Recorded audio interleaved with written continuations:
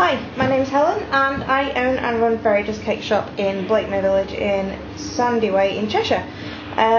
Previous video I talked you through how to use the Pro Froster to get the nice finish that I've got on this cake with the lovely sharp edges. Let me see if you can... How pretty is that? Nice sharp edges with the Pro Froster. Okay, so what I'm going to do now is talk you through how to get a nice smooth finish on the fondant and how to get sharp edges on the icing as well. Now for the purposes of this video I'm going to use the Renshaw's Ready Roll icing that's already in the red because this is actually going to be part of a Transformers cake that's due on Friday, so I figured while I was doing it I might as well do the tutorial. So I've got the ready coloured icing. Of course you can colour your own, or you can buy the ready coloured stuff. So what I'm going to do now is move the cake a little bit out of the way there. Okay, so I'm going to start by kneading this a little bit first. Again, a lot of people have issues with the coloured icing. It does tend to be a lot softer to work with than the white stuff that you colour yourself. It does have a different texture, different consistency, but it's all practice using it. So make sure when you're kneading it that you get all the creases underneath the dough, so you've got a nice smooth surface to start with. So this is going to be the top of your icing. So get some cornflour, a little sprinkling on the table, and a little sprinkling on the top as well. Now what I do is I've got a steamer, so any cornstarch or icing sugar that's left on the cake surface is going to get steamed off when we've actually finished the entire cake. So don't worry about this at this point. So start rolling this out. I do find that with the Renshaw's pre-coloured stuff, if you don't roll it super thin, it does have a better covering property. So if you did roll it thin, it might start tearing, which is one of the issues that people have had with it in the past. So I'm just rolling this out at the moment, going on a round cake, so I'm making sure. Make sure it's not sticking. Grab a little bit more corn flour if needs be.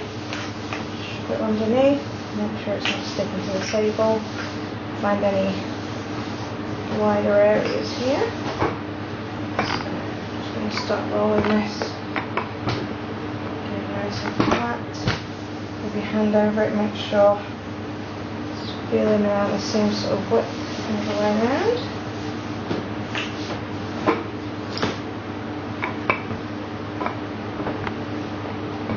So I don't think we want to go much thinner than that. I would say it's probably a little bit thicker than a pound coin. Yeah, maybe the thickness of maybe 1.5 pound coins even. So a nice smooth surface. As I said, any little white marks or any flecks or anything like this, I'm not too worried about at the moment, because 90% of them are going to get hidden by the actual decoration and the rest are going to get steamed out anyway. So what we need to do, our icing down a little bit and pull our cake out to about here. Okay, so what I've done is I've cleaned the cake board up just with the corner of a clean cloth, just dipped in some hot water just to clean this up and make sure it's nice and dry. And then in here, this is a little bottle that I found in Sainsbury's, and it's one of the cosmetic bottles that you take on holiday. You fill your own perfumes or shower gels, whatever, with it, and it's absolutely brilliant. So it's in here is cooled boiled water just from the kettle. So I'm going to do is a spritz all over the cake. Now you can use a paintbrush if you haven't got one of these little water bottles to dampen it all over, but I find this gives it a really nice sheen all over of water. Okay, so I'm just going to dry the cake board up now, again because we don't want our fondant icing sticking to the cake board. So just dry the cake board off, make sure there's no water, and then we're going to lift our fondant icing onto the cake. So I'll take 2 arms up and on, like that. Okay, so start on the top, start in the middle, and just work around slowly, pushing any air bubbles out that might have caught underneath it.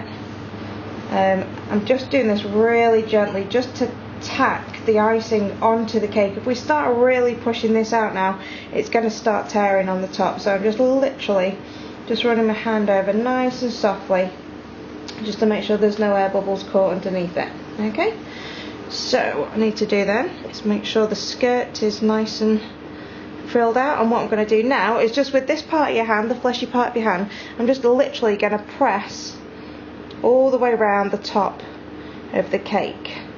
So all this is doing is tacking the icing now to the top of the cake, because it's got such a sharp edge on the ganache. You don't want to start pulling this down, or else it's just going to cut right through your fondant icing. So I'm just going to tack this down all the way around. Okay.